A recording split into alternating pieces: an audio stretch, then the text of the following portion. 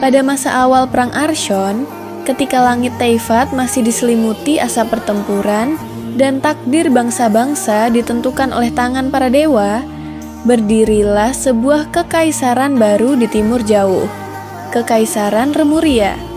Dipimpin oleh Remus, sang dewa hukum, negeri ini dibangun di atas fondasi prinsip yang mereka sebut Fortuna, sebuah ideologi hukum yang menempatkan keadilan di atas kekuatan semata.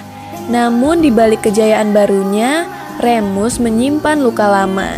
Dahulu, tanah kelahirannya adalah bagian dari padang pasir oasis Sumeru, sebuah wilayah subur di tepi gurun yang menyimpan air kehidupan dan sejarah panjang bangsanya.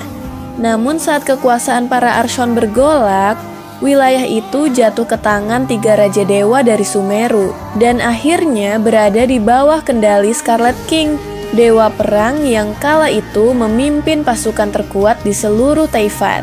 Bagi Remus, kehilangan tanah itu bukan sekadar kehilangan wilayah, tetapi kehilangan warisan, akar sejarah, dan rumah bagi rakyatnya.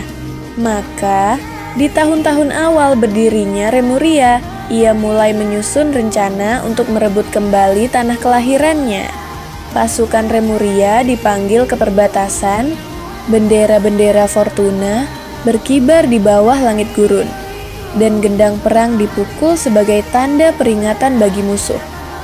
Di sisi lain, Sumeru tak gentar. Barisan tentaranya yang berdisiplin tinggi berderap di bawah terik matahari. Scarlet King sendiri berdiri di menara batu merah, memandang ke arah pasukan Remuria dengan sorot mata yang tajam.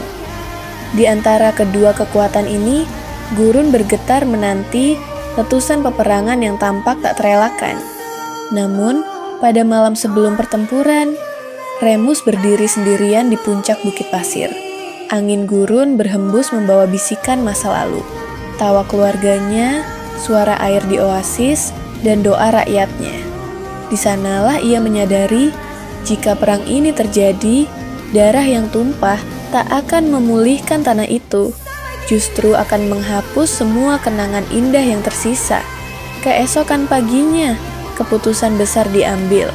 Remus memerintahkan pasukannya mundur. Ia menunda atau mungkin mengakhiri ambisinya merebut tanah kelahiran itu. Dengan suara yang berat namun mantap, ia menyatakan bahwa tanah tersebut akan ia ikhlaskan agar rakyatnya tidak menanggung luka yang lebih dalam dari sekadar kehilangan wilayah.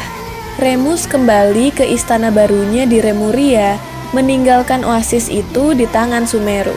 Keputusan itu membuatnya dikenang bukan sebagai penakluk, tetapi sebagai raja yang memilih kedamaian di atas kebanggaan. Dan di catatan sejarah Remuria, hari itu disebut Hari Keikhlasan, ketika sang raja mengorbankan masa lalunya demi masa depan bangsanya.